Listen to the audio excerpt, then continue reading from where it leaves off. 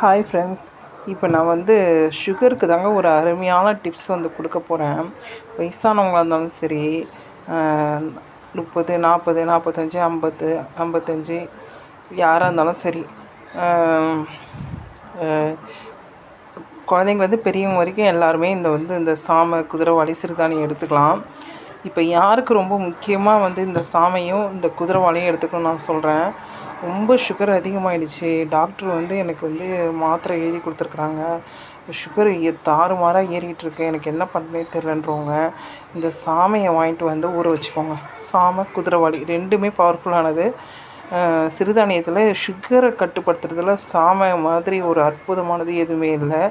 வாங்கிட்டு வந்து நான் ஜஸ்ட் இப்போ பாருங்கள் கொஞ்சம் தான் எடுத்திருக்கேன். கொஞ்சோண்டு நமக்கு தேவையான அளவு எடுத்துப்போம், ஏன்னா இது விலை அதிகன்றதுனால வேஸ்ட் பண்ண வேணாம்.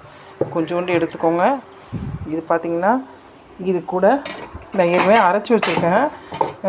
இது கூட 2 கரண்டி தோசை மாவு, 2 கரண்டி தோசை மாவு. இந்த பாருங்கள், நான் தோசை மாவு வச்சுருக்கேன்ல, இப்போ வந்து நம்ம தோசை மாவு, இட்லி மாவு வச்சுருக்கோம், அது வந்து 2 கரண்டி இதில் கலந்து நல்லா மழைன்னு அரைச்சி இந்த மாதிரி ஊற்றிக்கோங்க. இப்போ நான் வந்து இது அப்படியேவும் தோசை ஊற்றி சாப்பிட்லாம். ரொம்ப சுகர் அதிகமாகனா இது அப்படியே தோசை ஊற்றி சாப்பிட்லாம். இப்போ நான் எங்கள் வீட்டில் எல்லாருக்கும் இது கலந்து கொடுக்க போகிறேன், இந்த மாவோட கலந்து ஊற்ற போகிறேன்.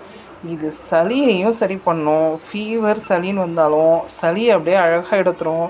ஜுரத்தையும் கண்ட்ரோல் பண்ணும். ஜுரம் அடிக்கும்போது நம்ம வந்து சாமை கஞ்சி வச்சு குடித்தோம்னா ஜுரம் வந்து நல்லா கண்ட்ரோல் ஆகிடும். சுகரை வந்து நல்லா குறைக்கும். எனக்கு ரொம்ப சுகர் அதிகமாகிடுச்சுப்பா, என்ன பண்ணனே தெரியல, டாக்டர் வந்து இன்சுலின் வரைக்கும் கொடுத்துட்டாங்க அப்படின்னும் போது நீங்கள் 2 வேளையும் சாமை எடுத்துக்கோங்க. சுகரை வந்து சூப்பராக குறைச்சிரும். அதுக்கப்புறம் நீங்கள் போய் டெஸ்ட் பண்ணி பார்த்தீங்கனாலே உங்களுக்கு தெரியும். அதுக்கப்புறம் டாக்டர் வந்து உங்களுக்கு மாத்திரை இனிமேல் இந்தளவு தேவைப்படாதுமா அப்படின்னு சொல்லுவாங்க. இது ரொம்ப அதிகமாக எடுத்துக்கும் போது என்னென்னா ஒரு மலச்சிக்கல் வந்து உண்டு பண்ணும்.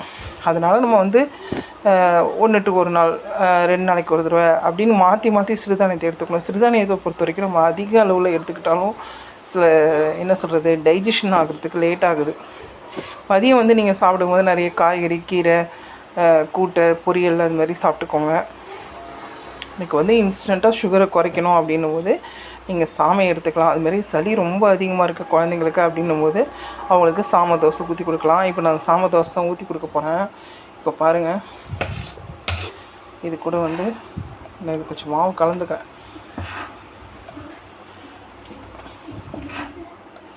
கலந்துட்டு நான் ஒரு கையில் செல்லு வச்சுக்கிட்டே நான் ஒரு கையில் வந்து கிண்டுறேன், அதனால் அப்படி இருக்குது. நான் இன்னும் வந்து ட்ரைபேட் வாங்கலை. இந்த மாதிரி அழகாக ஊற்றி கொடுத்துருங்க. ஏற்கனவே வெந்தயம்லாம் போட்டு நான் தோசை மாவு அரைச்சி வச்சுருக்கேன். இது கூட கொஞ்சம் கலந்து, அதனால